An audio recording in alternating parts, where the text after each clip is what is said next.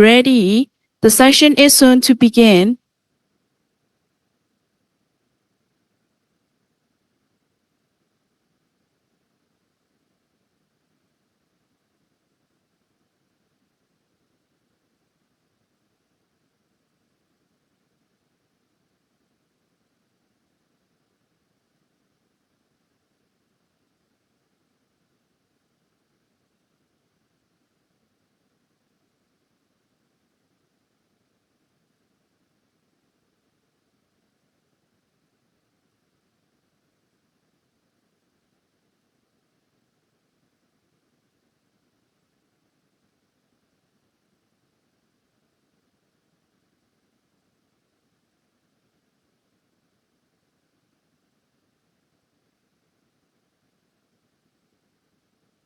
Attention, please. May I kindly request all participants in our program, we will start very soon. Please kindly enter the conference hall and have your seat. Also, may I please remind our moderator, presenters, and participants who are joining us in person and online, please be ready. The session is soon to begin.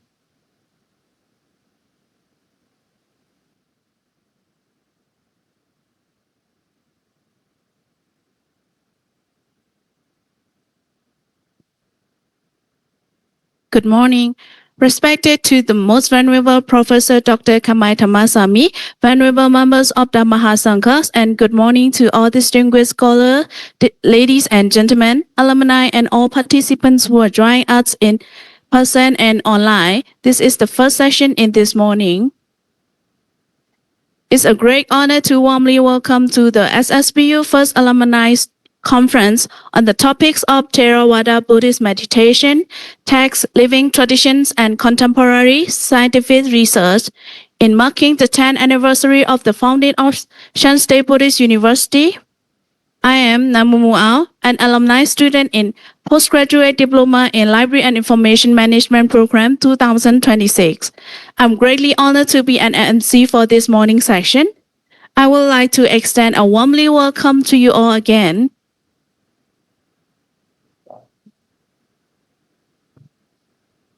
To run this conference without interruption, during the presentation, I would like to have your cooperation. Please kindly silence your electronic devices while the session is going on. For those who are joining us in online, please mute your microphone while the speakers are presenting. After each presentation, we will open for the Q&A section. Thank you for your cooperation. In this section, we have three presenters. Venerable Uttatikana Siddhartha, Thero MA SSPU 2024. Venerable Sopana Jyoti Dhammasariya PhD candidate ITPMU, MA ITPMU, and Venerable Opasa MA SSPU 2020. The moderator who will lead this session is Ms. Shupayari. All venerable Mahasangha, nuns, scholars, students, ladies and gentlemen, distinguished guests, please allow me to read a short biography of our moderator. Our moderator is Ms. Shupayari. She is currently an MPhil student at Shan State Buddhist University in Tongjin, Myanmar. She previously completed her MA in Pali and Buddhist Study at the same university. She earned a Bachelor of Arts in English Literature from Karnataka University, India, and a Master of Arts in English Literature from Osmania University, India. She also completed certificate and diploma courses in Pali and Buddhist Study, as well as a postgraduate diploma in Theravada Buddhist Psychology and Psychotherapy at Savitribai Phule Pune University, India. In addition, she undertook intensive Pali language training at Pariyati Bhavan Vipassana Research Institute, Clover Pagoda, Mumbai, studying Pali through both Hindi and English. Beyond academia, Shupayari is a past life program regression therapist with over 16 years of professional experience and more than 4,000 cases. She is also a blogger, where she shares reflections on life, and that its URL is goinghomeshupayeri.blogspot.com. Its tagline is "That's it, just a milestone." Mrs., the floor is now yours. Thank you.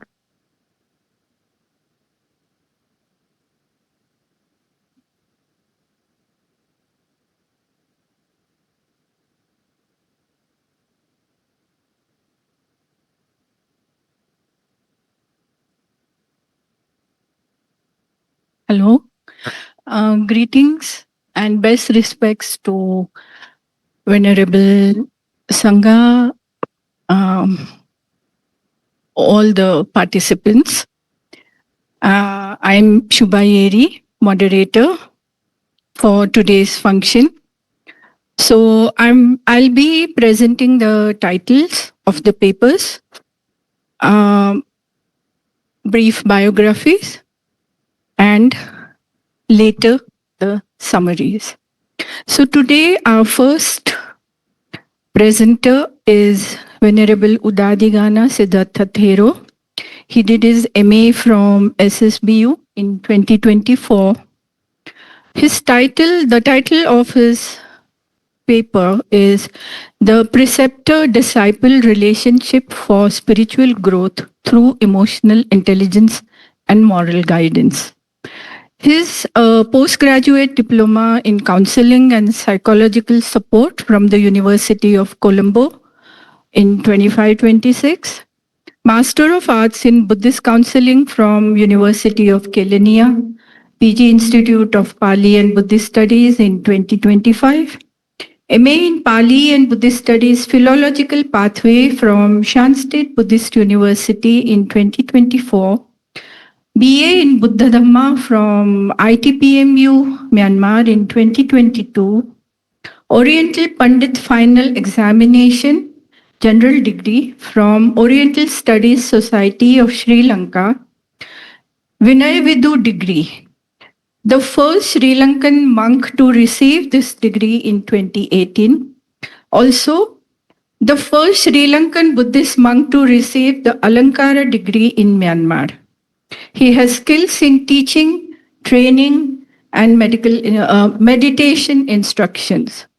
His academic research in Buddhist philosophy and Pali at SSBU he did in Myanmar between 2022 and 24. He has advanced knowledge of Sinhala, Burmese, and English, intermediate in Tamil, and is a beginner in German and Thai. He co-founded the International Institute of Theravada in Sri Lanka with support from the Sri Lankan president. He has been Pali lecturer in SSBU from 2024 to present. So we are honored to have you here. Thank you.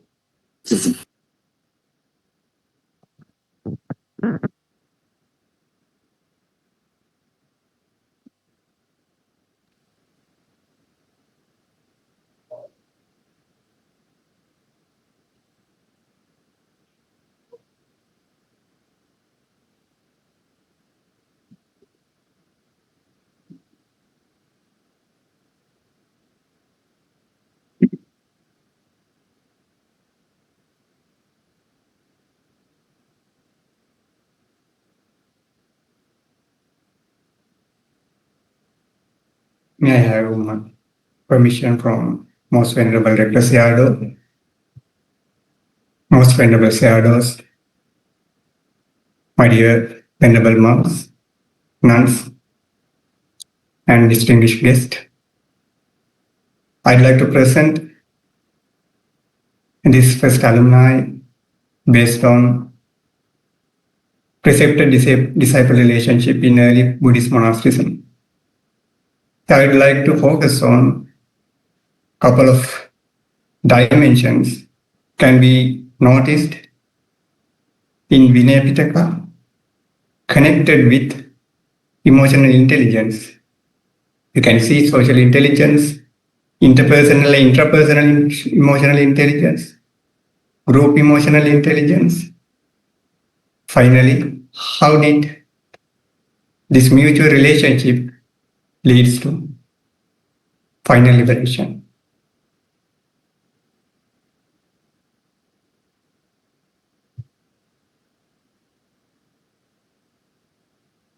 Here you can see the story. The small novice monk and the preceptor. What did you remember when you see this story or just this picture? It's one of the favorite stories emphasizing Visuddhimagga.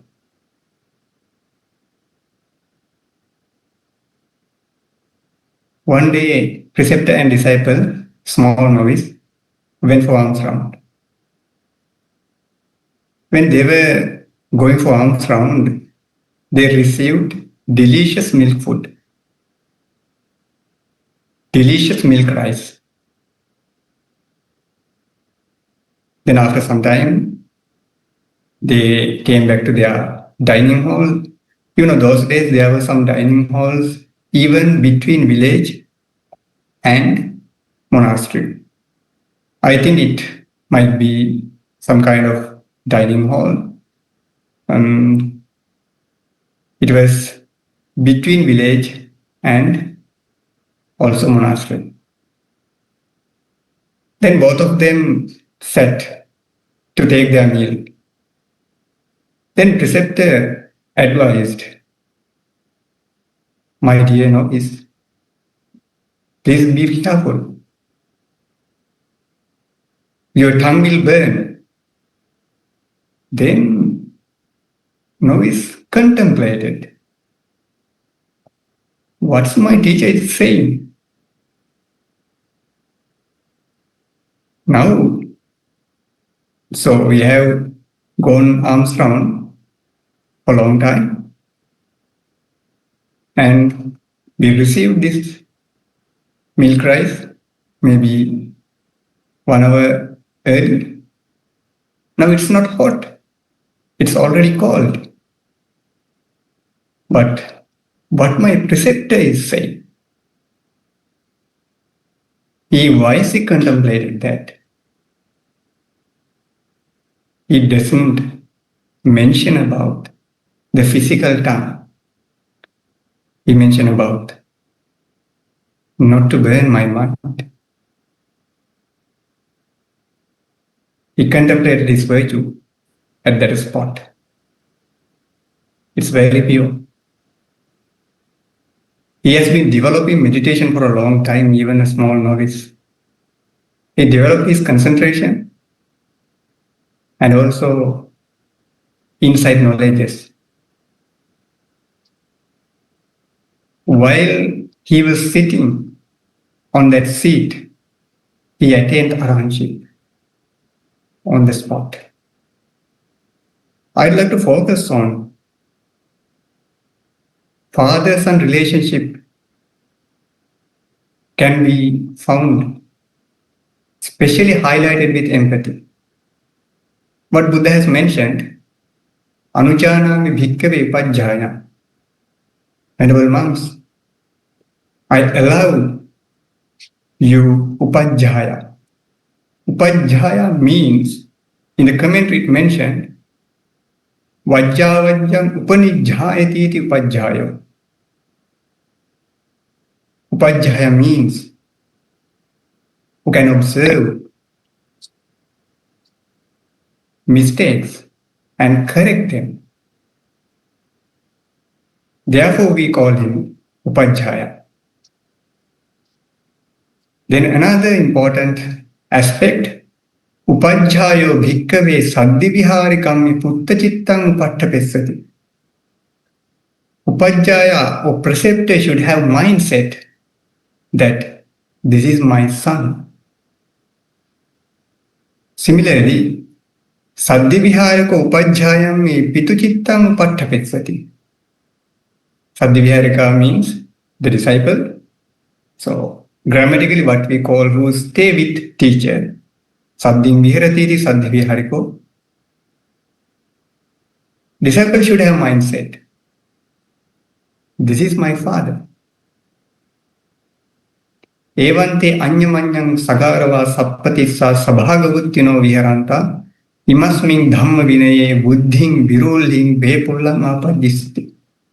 This living with this respect, sabhagavuttino, they are staying together with the same practice. Imasming dhamma vinaye, in this dhamma, they grow. They develop their spiritual qualities.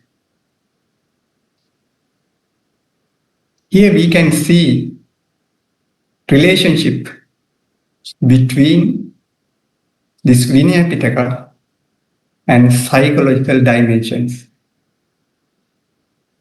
In the social intelligence, we can see two types of social intelligence introduced by Daniel Goleman: social awareness and social facility. Let's try to understand this nature with regards to this story. Primal empathy, sensing non-verbal signals and feeling with others. Preceptor has been observing his novices' behaviors for a long time. At that moment, preceptor did not speak out many words, but he could understand non-verbal signals and the feeling of the novice. When he was receiving that delicious food, he could see how non-verbal signals appeared in novice. And also listening with complete receptivity, not only for this story. Listening is one of the crucial skill that should be developed by monastic member. Maxwell mentioned that good listeners are good leaders. In this story, we can see novice listening carefully. He did not go to argue with his teacher. He tried to understand what my teacher has mentioned. Empathic accuracy. Understanding others' thoughts, feelings, and intentions.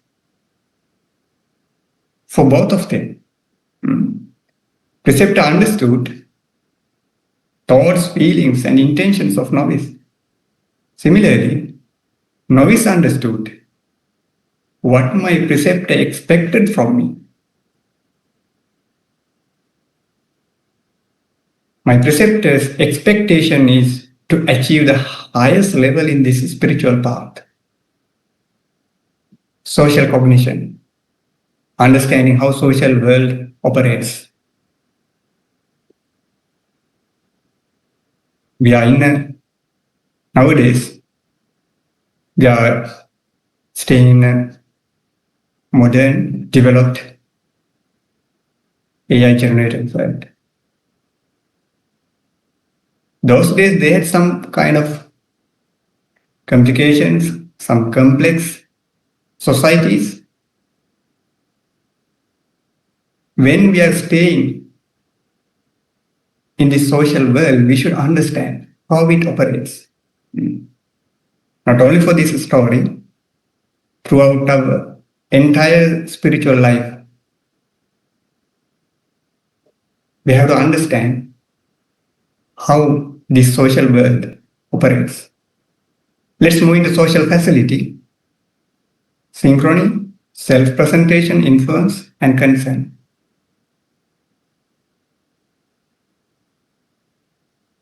When we are behaving with others, what do you think?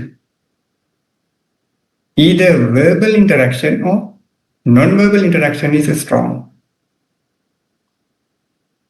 I think you can understand. Non-verbal interaction is more and more stronger than verbal interaction. How this non-verbal interaction happened with preceptor and disciple? Effectively present oneself. When we present oneself, we should have integrity, honesty. I hope this preceptor may be almost arahant. The influencing, shaping social interactions, outcomes. Again, my question is that when it comes to influence, whom should be influenced first? Others or oneself? First, we have to influence ourselves. We can see in this story also. Concern, caring for and acting others' needs. Not only Matta Kandaka, Vinaya Pitaka emphasized how to care the disciples. Not only physical needs, material needs, also psychological needs. Here we can see preceptor caring for both physical needs and psychological needs. Empathy is the cornerstone in spiritual training. According to emotional intelligence, there are three kinds of empathy: cognitive empathy, emotional empathy, and empathetic concern. Number one, cognitive empathy. The ability to understand another person's point of view. Let's discuss with this story.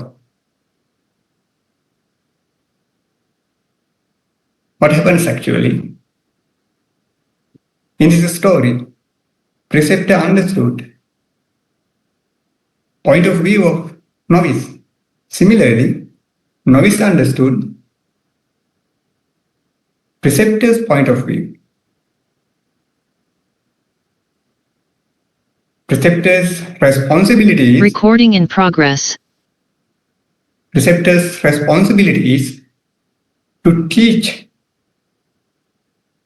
Dhamma Vinaya and advice. In Pali, what we call Ovadena Anusasaniya Anusangahetabang Anungahetabang. When it comes to emotional empathy, the ability to feel what someone else feels, not only understanding point of view, we should try to feel what others feels. Maybe sadness, anger, anxiety, depression. Then we can feel how their emotions are working. We cannot stop from that level. Then empathetic concern. The ability to understand or ability to sense what another person needs from you. Daniel Goleman emphasized that actually compassion or karuna is beyond than these three types of empathy. First, we have to understand point of view. Then we should try to feel what others feels. Then ability to sense what another person needs. If we can support to our extent. Then another aspect, we can see interpersonal and intrapersonal emotional intelligence. Interpersonal means we have to understand our own emotions. Intrapersonal emotional intelligence means we should try to understand others' emotions. So let's try to understand this aspect with one example. Suppose when the preceptor... You have 3 more minutes, please. You have 3 more minutes. Sure, okay, thank you. Thank you. Okay.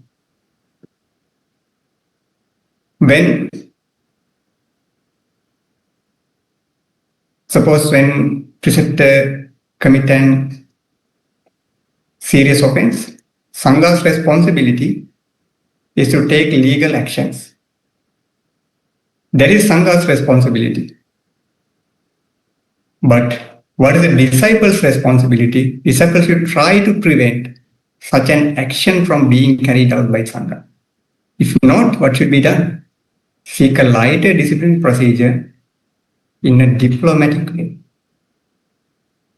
Finally, another important aspect can be found in emotional intelligence is group emotional intelligence. When dissatisfaction, doubt, or wrong views arise in the disciple, preceptor should eliminate these through teaching Dhamma. If he is not able to do it, he should seek for another monk to remove these negative mentalities. On the other hand, those negative mentalities arise in the preceptor, disciple should try to support, to honor preceptor, to overcome them. That is what we call mutual relationship. This is, here you can see only a couple of examples given, but in the Vinaya Pitaka, there are many examples given. What is our final goal? These are actually our duties and responsibilities. Vattang aparipurentu nasilang paripurati asuddha silo duppanyo chitte kaggam nivindati. Vikhitta chitto nekaggo samma dhammang napassati apassamano saddhammang dukkhana parimucchati. When we fulfill our duties, it completes our moral conduct, sila. Without having pure sila, we cannot attain concentration. Without having a strong concentration, we cannot achieve nibbana. We cannot free from suffering. Here you can see how our sila interconnected with those emotional intelligence.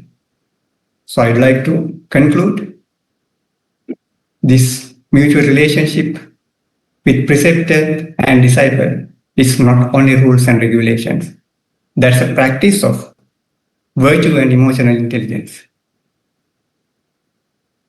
Finally, I gave, this is my personal interpretation for emotional and intelligence. You can see I have given with emotion as empathy, loving kindness and sympathetic joy, intelligence, the combination of mindfulness and wisdom. Okay, thank you very much. Thank you. Venerable's paper is, it describes very well the relationship between the preceptor and disciple. It's like a father and son relationship. It has both empathy from one and respect from the other. He speaks about silent communication, the non-verbal communication being more important. He lists the kinds of empathy, and this is a long-term building process. He highlights the emotional and moral foundations which stress on reverence and adaptability. It was a wonderful presentation. Thank you very much, Venerable. The floor is open for questions and answers. 2 questions, short questions, maybe. Anyone?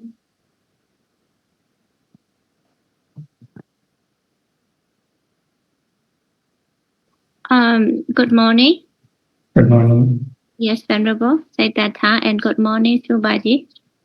Yeah, I'm Dr. Yusananyani, and I'm really interested to learn about this psychological and emotional dimensions of the preceptor-disciple relationship in early monastic Buddhist monasticism. And I'm really eager to know, because the photo that you have shown is the novice practicing and the preceptor is observing, and it is of course the image from Myanmar. And as I missed the earlier part of your presentation, I'm really eager to know if this practice is still like prevalent in these days, and like during your stay in Myanmar and your being as a Sri Lanka, do you think it is still practiced today? And like to which extent this is practiced, and the impact that you personally can experience? Thank you very much, Venerable. Thank you, Dr. Yusananyani. To be honest, it's very difficult to find such type of preceptors. But in my life, I'm fortunate to have such kind of preceptors. One example, one of our preceptors, that's not my experience. One of my friends, he was sick actually at that time, maybe asthma or some kind of sickness, wheeze. At that day, preceptor came to his cave and recited Paritta throughout night. At that time, disciple fell into sleep. Next day morning, preceptor mentioned that I could not sleep because of you yesterday night. So just kidding. But so there are some teachers can be found also like in the old commentarial tradition, but not easy to find. Still, it is prevalent. Thank you, sir. Okay, thank you, Venerable. Would you like to? Hello, good morning. My name is Obasa. I would like to ask a question. It might not be related to this. The topic is, the questions I ask is, now in some countries such as Australia, they ban social networks for teenager age under 16 years old. In my community also, some novices might be addictive to the using of the social networks, such as Facebook. If they cannot use the Facebook, they don't live in this monastery and they go the monastery education where they can use it all the times. Even though some monastery they allow to use, such as the Saturday and Sunday, they are not justifying to use social networks such as Facebook just only 2 days. In these situations, how we can manage for the younger novice samanera to control their using social networks, and what is your point of view? Thank you very much for the question. So it takes time actually if I elaborate this answer for this question shortly. You know, in the psychology, we can see different types of parenting styles. Authoritative, authoritarian, so, and also neglect. And also when it's come to Andrew mentioned the different types of parenting styles. What are those styles? Sometimes over-demanding, over-protection, caring, with sympathetic caring. I would like to add those parenting styles to our monastic life. If you are going to give overprotection, they cannot develop their qualities by themselves. One day when they face with some challenges, they cannot overcome them. And also when we are going to over-demand them, it's a kind of pressure. If you neglect them, so you can use Facebook or whatever social media as you wish, they are not able to navigate their path. What is the responsibility of the teacher? As I mentioned, Upadhyaya, what is the interpretation of the Upadhyaya? Pajjavanyam upanidhyayati iti upadhyaya.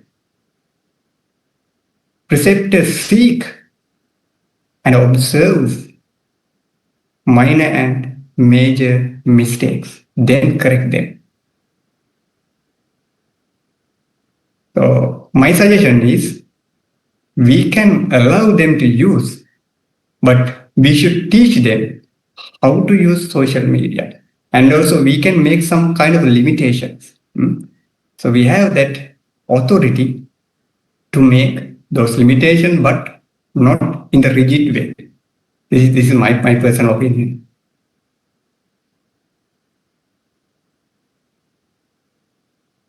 Anybody else, please? Any other question?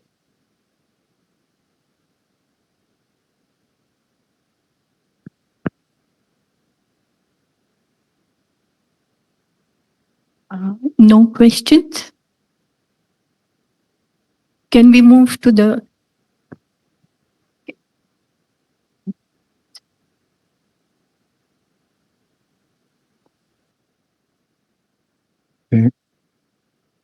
Good morning. This is the Venerable Master Langara.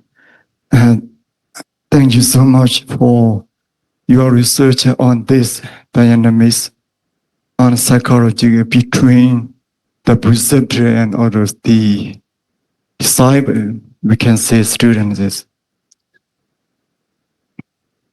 I know that this kind of research is we need to improve subject for further studies, and further in the future, this is a very good for some of researchers or some of our students.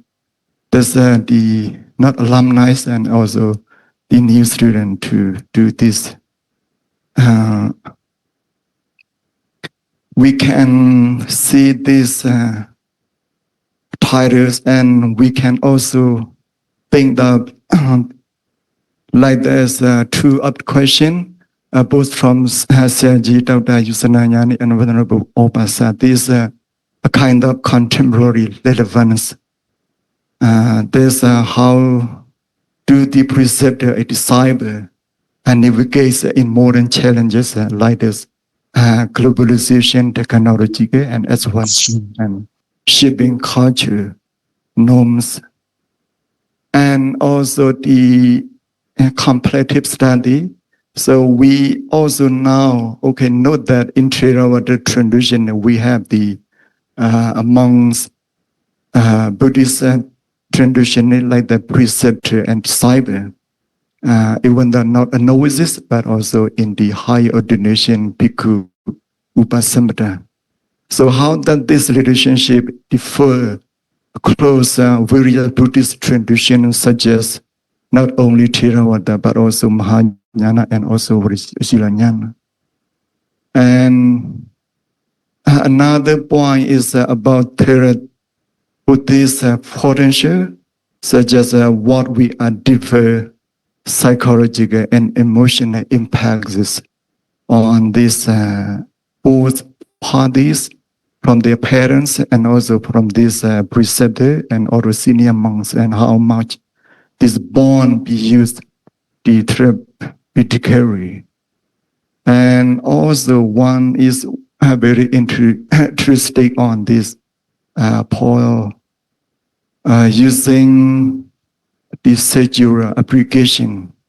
And this is how can we use these principles of this relationship, like mentorship and also in personal developments, be applying this in secular contexts such as education and leadership. Okay, thank you so much. Just imagine and also like that, or do more in further researches on this. Thank you. Thank you very much.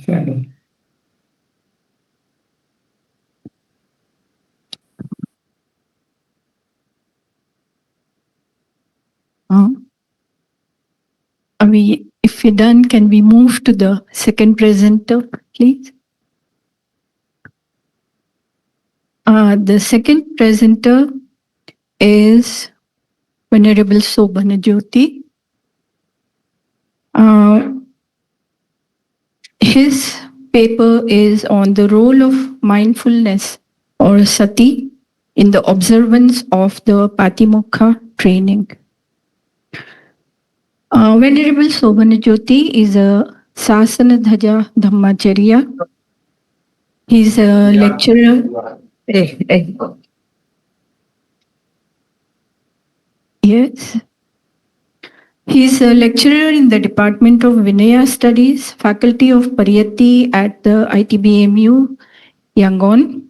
He received his monastic education at Zoti Charom. I hope I pronounced it correctly. Pali Tokatho. Lecturer, THERAVADA.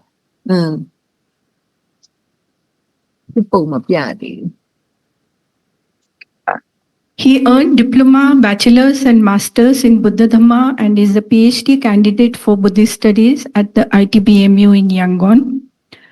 The Venerable has more than 10 years of experience teaching Vinaya and Buddhist studies at the university level. Prior to joining ITBMU, he taught English language courses for monastics for approximately 6 years. His research interests include Vinaya studies, Buddhist ethics, monastic discipline, Theravada Buddhism, and Buddhist education. Through his academic studies and teachings and activities, he contributes to the preservation, interpretation, and dissemination of the Theravada Buddhist tradition in contemporary society. You can start. You have 15 minutes, Venerable. Floor is yours. Okay. Good morning, everyone. So, thank you very much for joining my presentation and all the member of the Sangha. So today I would like to discuss the role of mindfulness or sati in the observance of the Patimokkha training rules within the Theravada Buddhist tradition. So many studies discuss mindfulness as a meditation practice. The other studies mainly as a legal system. However, the very few studies examine how mindfulness actually have the observe the Vinaya in their daily life. So this presentation, we explore that the relationships, we argue that mindfulness is the primary psychological, the sacred of the monastic discipline. The other, it reaches its full effectiveness only when supported by the wisdom and knowledge of the Vinaya.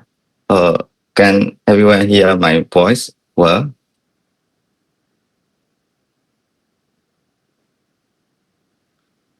Okay, may I move to the next slide? Okay, let me begin with the central idea of the presentation.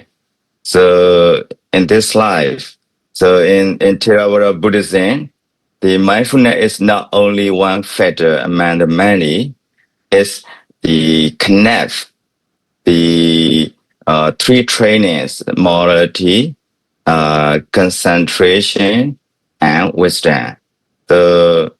So in this diagram, so it show the mindfulness stand at the center of these three. So it support the morality by the morality by helping to watch in our daily the bodily and the bowel action. That it support the concentration by keeping the mind stable. So it support the wisdom by allowing us to see the reality clearly. So the main point here is mindfulness is the practical link that unite the whole Eightfold Noble Path. So what I mean here. Okay, move on the next slide. So this study focus on the resource question. So how does mindfulness protect a man from breaking the Patimokkha rules? So to answer this question, so I examined the three areas. The first one is the cognitive rules of mindfulness. Second one is how effective mindfulness is in the penetrating disciplinary offenses. So finally, I explain is the limitation. So the main argument is that mindfulness is extremely effective, but it cannot work alone. So we is the main point in this topic here. And then next slide. So this slide illustrates how the mindfulness function through the Noble Eightfold Path. So although the right mindfulness is officially included under the concentration samadhi sekha, so it practically influence the extent much further. So that means mindfulness support ethical behaviors. The ethical behavior create a peaceful concentration. Concentration produce the wisdom. So wisdom finally lead to the liberation. So therefore, mindfulness is active throughout the entire path, rather than belonging to the only one section. So we had to understand here. So Sila Sekha, Samadhi Sekha, and Panya Sekha. So here the three ethical, three steps we can say in the, if we analyze the four Noble Eightfold Paths. Okay, let's move on the next slide. This slide shows the sequence of Buddhist practice. The sequence of Buddhist practice, the practice begin with mindfulness. Practice begin with mindfulness. So mindfulness strengthens the morality. Mindfulness strengthens the morality. Good morality support the concentration. The concentration gives rise to wisdom. That wisdom lead to the liberation. So the mindfulness is not the final goal. So it is the condition that allow every later stages to develop successfully. So we must understand like that. Okay. Then the one famous the scholars, the Venerable Mahabuddhaghosa explain in the Visuddhimagga. So he compares the mindfulness to a gatekeeper. Okay, not mindfulness to a gatekeeper standing at the entrance of a city. So the gatekeeper checked every everyone before allowing them to enter. So in the same way, the mindfulness watches the everything entering through 6 doors. So when an attractive object appears, mindfulness notices the attachment before its growth. So when an unpleasant object appears, mindfulness notices the anger before it's developed. So in this way, the mindfulness protects behavior before any offense actually occurs. So this is according to the Visuddhimagga. So you can see here. So, okay, now this mindfulness is just like the gatekeepers according to this slide. So the main point here. Next to the so animating the disciplinary rules. The Vinaya contain the many rules. However, rules by themselves do not create discipline. So the without mindfulness, rules remain only written regulation.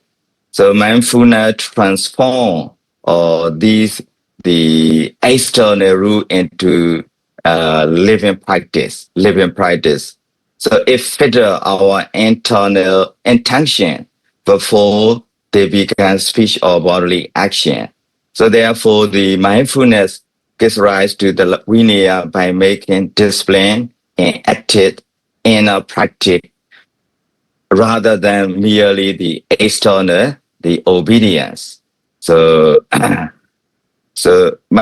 means the mindfulness filter our intention before they become speech or bodily action. So this is what is meant here. So regarding the Vinaya rules, Sacetaka and Acetaka. So this slide explain the limitation of the mindfulness.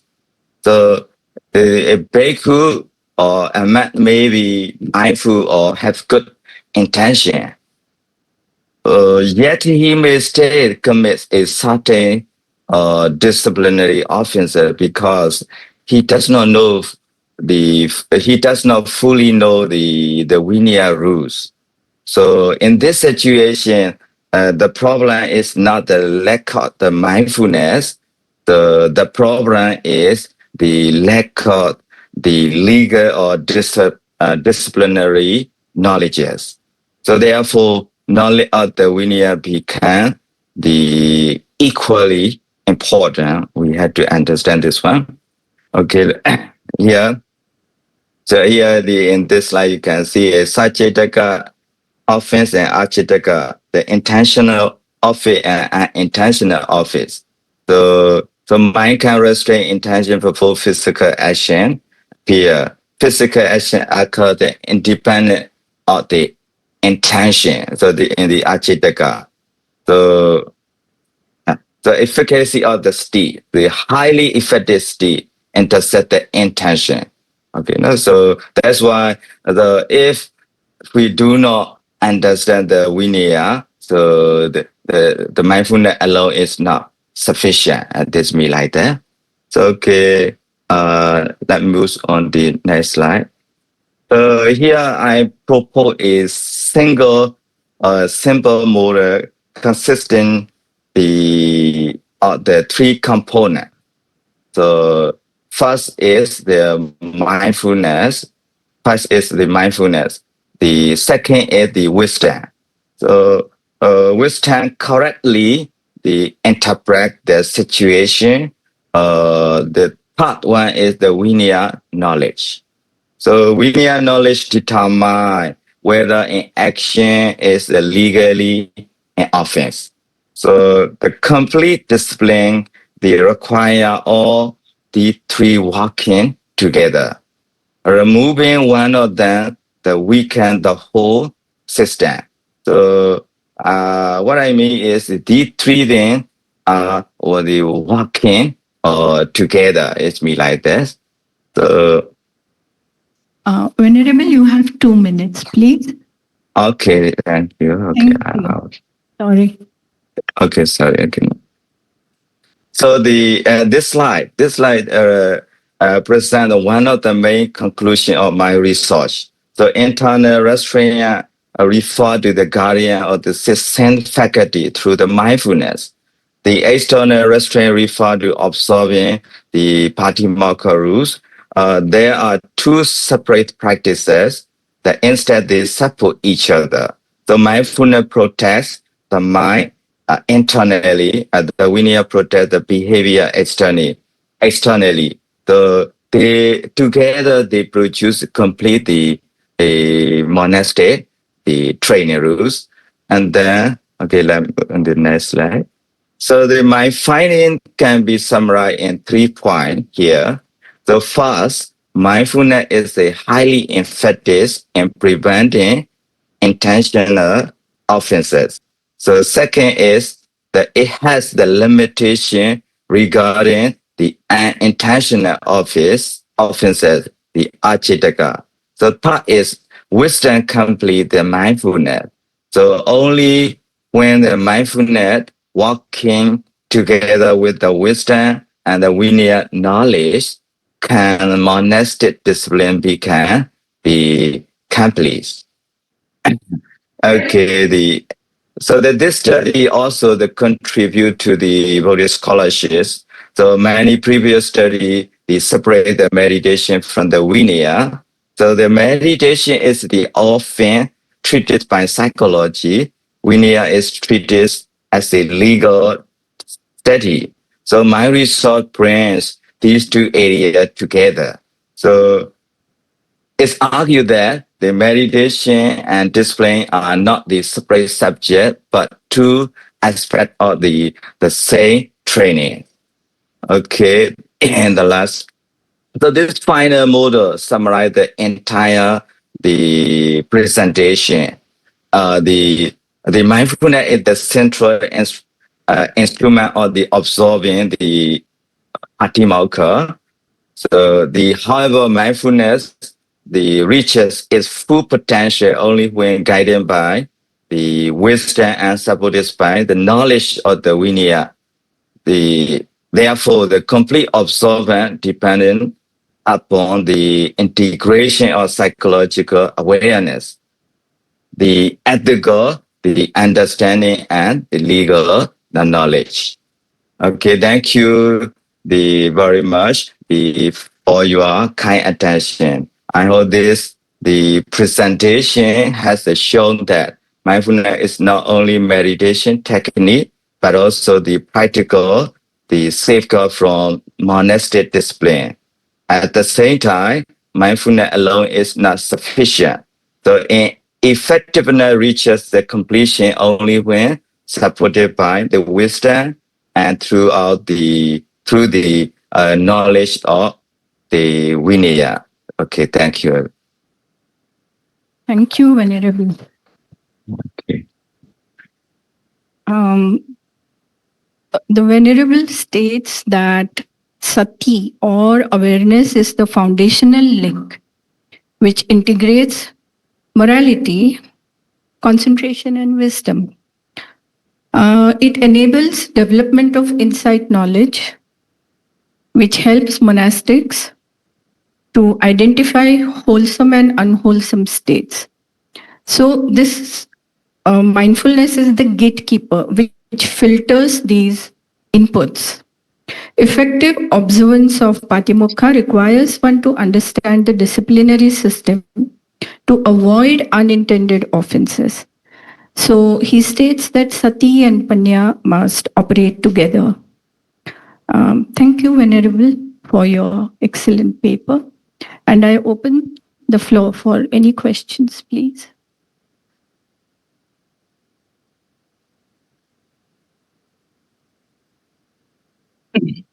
Good morning, Venerable Shadow. Yes. I'm a student at SSBU. Yes. For my question is not directly to your topic, but I think it is associated with mindfulness or meditation. Nowadays, mindfulness or meditation is very important for all human beings, right? It is beneficial, not only for Buddhism but also for other religion, right? And I want to know, my question is simple, yes or no question, mindfulness or meditation like this, and do you think it should be the officer object to teach in the school or class like this? Because for the nowadays, many teenagers or early 20s, something like this, yes, they don't, how can I say, they encounter difficult from your school or work and don't have it from time to time. So do you think mindfulness or meditation should be the officer object to teach in the school or class? Yes, I want to know this question, please. This is very, very important, Pandit. That's why, first of all, I had to say yes or no question. So I had to say yes. So it should be applied in the every school. So nowadays you can see not only in the university, but also the other, the primary or the elementary school, the science teacher, they teach their children how to practice the mindfulness. But what they may not say that this is the meditation, but they may using this sort of the method, even their school, the elementary school or primary school. So because this is the main, how can I say, this is the main, the methods or the important, the technique in the Buddhism as well. That is why this method should be applied in every school, in every university by their different way. Approaching might be a difference, but should be applying this meditation method, mindfulness method. Okay. Yes, thank you. Okay. May I have another chance to discuss, please? Okay, so. Yes. Okay, Sama. I would like to congratulate my colleague, Venerable Okay. Swami from ITBMU, for touching upon this important topic, and especially his new insight and vision in skillfully linking the monastic practice with this mindfulness practice. And he has mainly focused that in this observing of the Vinaya practice, along with this mindfulness, this wisdom, panya, is also important.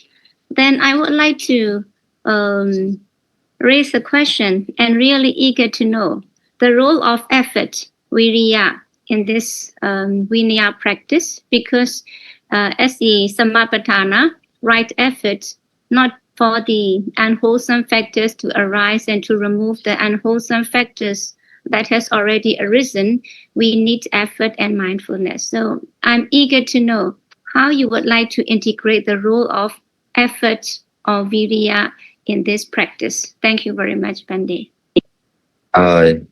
Yes, Sally. So in three kinds of the three stages we call Sila Sekha, Samadhi Sekha, and Panya Sekha. So among the three Sekha, so Viriya factor is also included.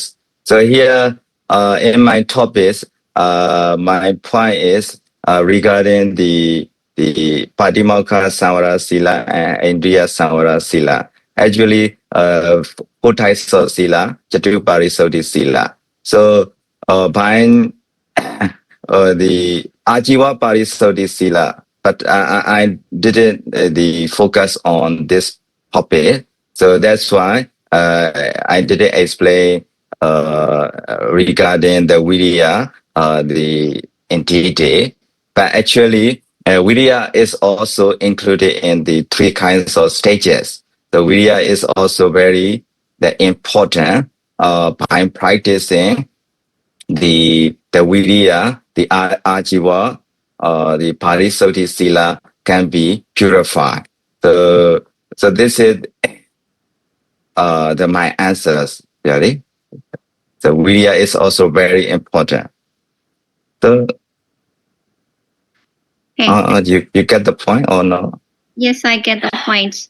Thank you Okay. very much that you have focused on this Patimokha Samvara Sila, the restraint in morality. Yes, so as you have agreed and pointed out, I also feel the role of the effort virya in the observance of Vinaya practice as a whole, not only as a Patimokha. So I raised that question. Okay, thank you for your answer. Thank you once again. Okay.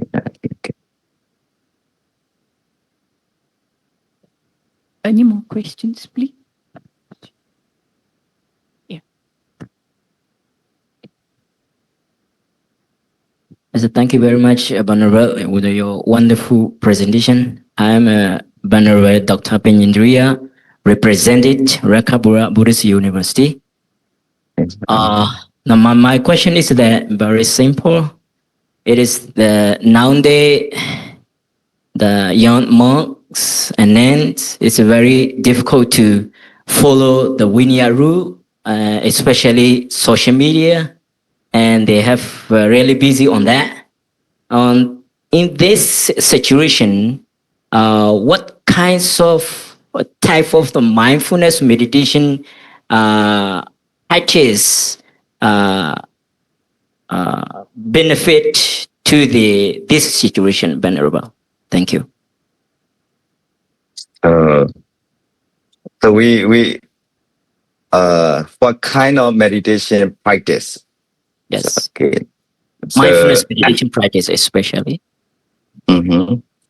So, in my opinion, so we were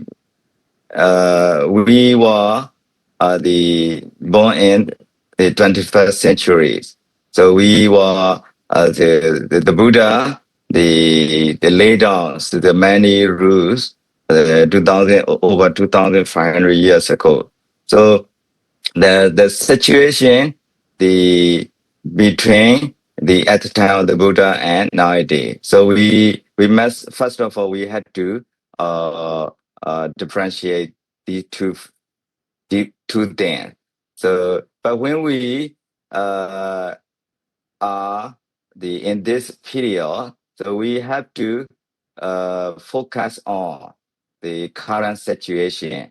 So sometimes undeniable to use those things. For example, especially for the teaching. So now we are using the social the platform, so Zooming.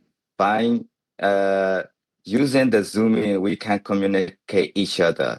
So in that case, so mindfulness mindfulness is that should be applied whatever we see, whatever we hear. They say we are working for the Buddha Sasana, for example, this sort of the events, we can understand it. So whatever we see, we must be mindful. The bad thing, I mean. So good thing we should use. The bad thing we can apply whatever we see, just like the focus on the India Samvara Sila. So whatever happen in our the social media, so we must neglect not to appear in our the mind, but so we had to use those things effectively, I mean. So to be honest, I cannot say what kind of meditation method. So in this point, this is my okay. Honestly, I explain to you. Okay, thank you. Thank Venerable. you. Okay. we're running short on time. Thank you very much, Venerable. Okay. Thank you. Okay, thank you. We'll start with the third presentation. Venerable Obhasa. He did his MA from SSBU from 2018 to 2020. So, taking meditation contributes a tremendous peacefulness to human society is his topic. Venerable Obhasa belongs to Chaunta village in Mudon township of Mon state. He studied the Pariyatti Buddhist monastic education in Kadu Mahayana monastery in Kadu village in Malmin township.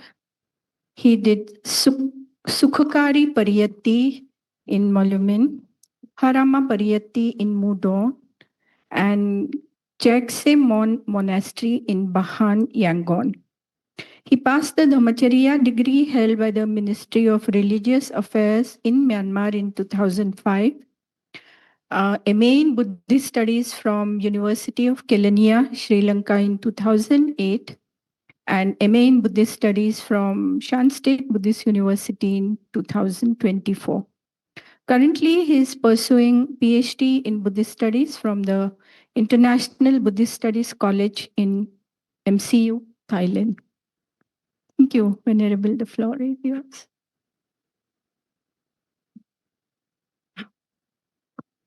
Good morning, distinguished lecturers and students, alumni, all the participants who attend the first SSBU Alumni Conference.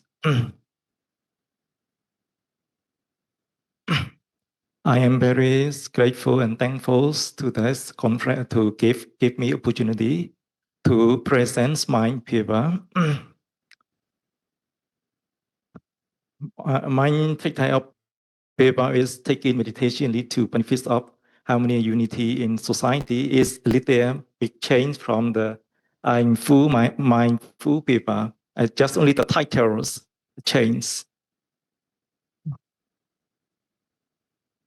This article aims to highlight the connections between individual peace and community peace. This is because human beings are interdependent. According to the Buddhist doctrines, it is recommended that to achieve individual peace, practice meditation is necessary.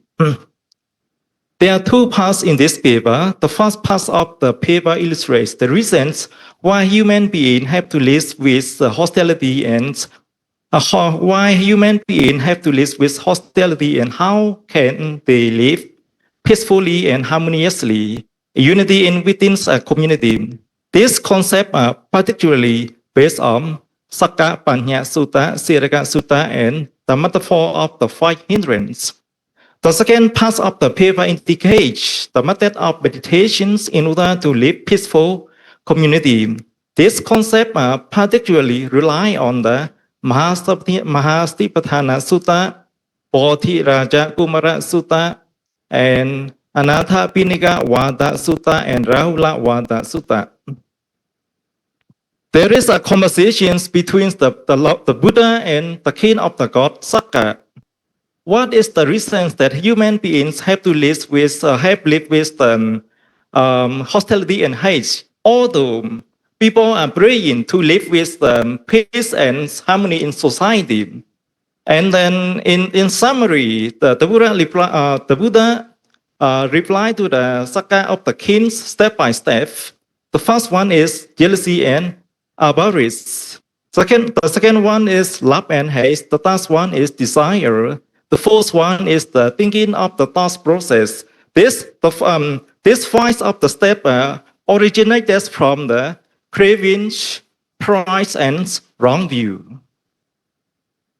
And then the Buddha further highly recommends how to perceive the happiness, lead to the mitigation and control and wholesome factors such as cravings and enhance the wholesome factors such as non-attachment and loving kindness. Refrain from any perception, error perceptions, noise perceptions, tongue perceptions, body perceptions, mind perceptions, and lead to unwholesome factors. But any perception that has lead to unwholesome perception, and any perception that lead to wholesome factors need to follow. And there is in the Siddhaka Sutta, there is his master and pupils show the performance scale by climbing the bamboo. In the ancient group, in the ancient times, there is a scale show in the audience by climbing the bamboo pole. In this story, the master told his Metta Kalika, I protect you and you protect me as well. But the Metta Kalika, his pupil, student, firmly told his master, you are required to take responsibility for your own safety, and I have to take responsibility for my own safety. And what does the Buddha emphasize in this Siddhaka Sutta is the protecting oneself means the establishment of the mindfulness and cultivations of the loving kindness. The metaphor of the 5 hindrances. Sensual pleasure is like being deaf, where represent illness, illness, and lethargy are compared to imprisons. Restlessness and anxiety are like servitudes. Doubt represent navigating appearance, expense, and this in order to keep this 5 hindrances, keeping the moral conduct, sila, and practice meditation is the method of the mitigating the 5 hindrances. The central theme of the Satipatthana Sutta, what the Vipassana greatly emphasizes is to keep attention in the mental sphere, whatever arises in the experience. Is emphasized keeping attention in the process of thought. It means feelings, sights, sounds that constantly occur in the mind and body. The main objectives of the Mahasatipatthana Sutta is to prevent the defilement from the arisings in the mind. In the Bodhiraja Kumara Sutta, there are 5 characters lead to the achievements of the enlightenment. This is the 5 methods to achieve the successful of the meditations. The meditation practitioner must be faith in the Buddha. Meditation practitioner must be free from the illness. Meditation practitioner must be honest, and meditation practitioner must be make efforts, and meditation practitioner must have a wisdom such as the panya. The Anathapindika Sutta in the Anathapindika Sutta applies to in the Sutta Anathapindika Vada Sutta. The Sariputta applies to Anathapindika Sutta. In this sutta, what the Mahathera Sariputta applies the Anathapindika is the don't grab any attachment. The feeling arises from the 6 sense context. There are 3 fires that lead to cause of the sufferings, dukkha, namely cravings, aversions, and delusions. The 3 fires arise due to the context of the 6 external objects. I consciousness seeing the visualizations, air consciousness hearing the sounds, noise consciousness smelling the odor, and tan consciousness tasting the foods. Body consciousness contacting the tangible objects, and mind consciousness perceptions of the minds. In conclusions, in recognitions of the independence between internal factors and external dynamics, it is necessary to mitigate and manage factors such as cravings, aversions, while cultivating positive attributes like non-attachment and loving kindness. In the Mahasatipatthana Sutta illustrates a comprehensive exposition of the meditation techniques. It might be suggested if people are unable to control and mitigate the cravings and aversions, they may probably contribute to the harmony and unity within the community. This is all at the end of my presentations. Thanks very much for listening. Thank you very much. You kept to the time. Thank you. So he makes, Venerable Obasa, makes a valid point that an individual's internal life and the dynamics of the external community that he lives in. They are inseparable from each other. And establishing inner peace is one of the best methods to build a peaceful community. He advocates that individuals should actively mitigate detrimental influences like craving and aversion and cultivate non-attachment and loving kindness. It was a illuminating paper. Thank you very much, Venerable. We'll have 2 questions, please. Anyone? Yes.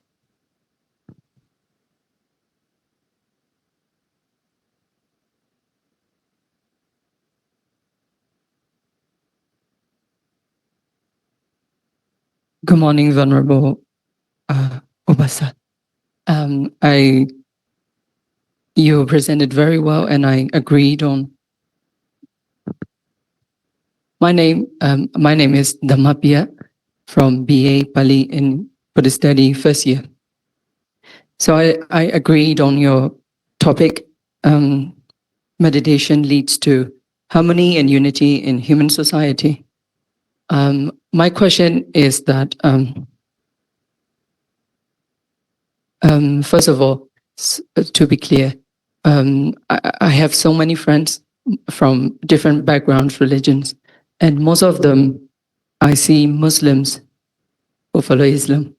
They are very much restrained. You talk about tongue, restraining ourselves, right? So I think Muslims are better at restraining them and following the rules of Allah in Quran. And I like the idea that harmony in society, the unity in society. That's why I became a monk, because I like the idea of harmony and unity all of the Sangha has. But the society we have outside this community is very different. And most people I see very harmonious are Buddhist people. So my question is, if you have to give one tip to get into this meditation or anything to get this harmony in society, what do you suggest to people to enhance, to improve this needed harmony in our society? Thank you. Thanks for the questions. And then mine's paper also didn't make any specific, any kind of meditation techniques. From your questions, I would like, from a point of view, I would like to give the recommends to develop the loving kindness meditations, because it's whatever we encounter, any in danger, any in difficulty to communicate in our society, it is I think, as much as I know, is the loving kindness meditations is the best way to develop in our heart and to communicate outside the people. And also, whatever we do is sometimes in this case there are some, I didn't mention any religions, because they're also afraid, fears of the some religions might attract us to their audience to become a Buddha or to become a Buddhist. This is also one kind of the things, in my opinion. So I didn't mention any religion. So they have a very, very restraints to bunch and to blocks to communicate outside their religions. So it's the best way is whatever we do is we do with like also we do with the compassion and loving kindness. We need to act to them.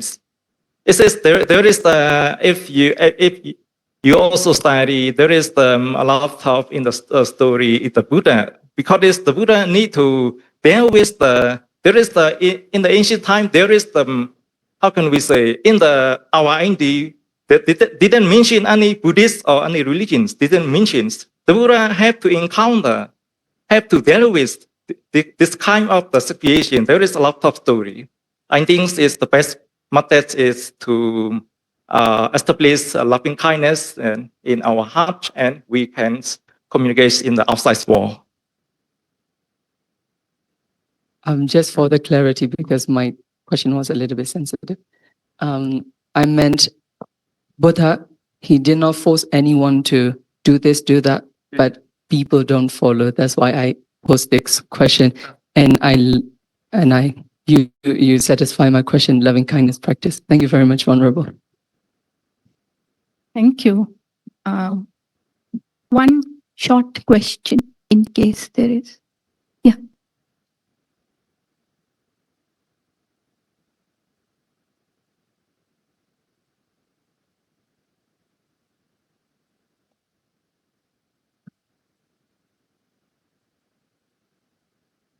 Obasa. My name is Surya from IDBM University in Yangon. So I'd like to ask you some question. So in Myanmar, there are many meditation centers using our method, Mahasi meditation method, etc. So in Myanmar, although we have such many meditation centers, but Myanmar is not peaceful. We have many battles between people, between ethnic people. But in Europe, there are some countries, they, I think, might not have such many meditation centers practicing mindfulness meditation. But like, for example, like Norway, they have no battles, even they have no thieves. So on the road, there are how to say, shops, so without sellers, without safe person. So people, so they give, they pay money. So even no thieves, so no fights, no war. So are they peaceful people without practicing any mindfulness meditation? So why like this? Okay, this is my question. First of all, let me clarify these questions. In the mind paper is based on the Buddhist theory, not based on the political perspective. So it is completely based on the Buddhist theory. According to the Buddhist theory, and from the Buddhist theory, from the text is mind paper. For example, there is the second is, I will answer. There is so many meditations in Myanmar. Depends on the charita. For example, is someone this meditation method suitable our temperaments, and we can practice this meditation center. For example, the Mogok meditation center suitable our temperament charita, and we can practice.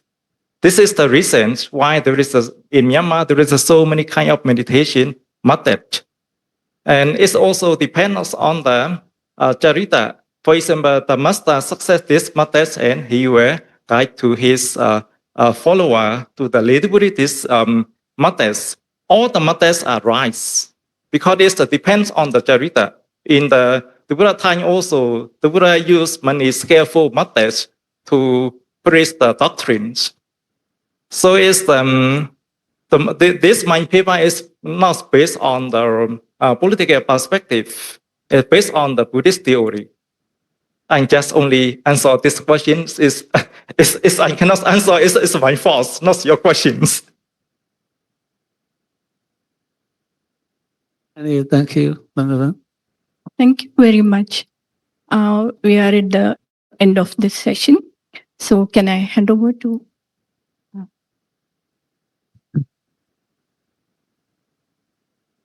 Thank you for handing over the floor to me again, Ms.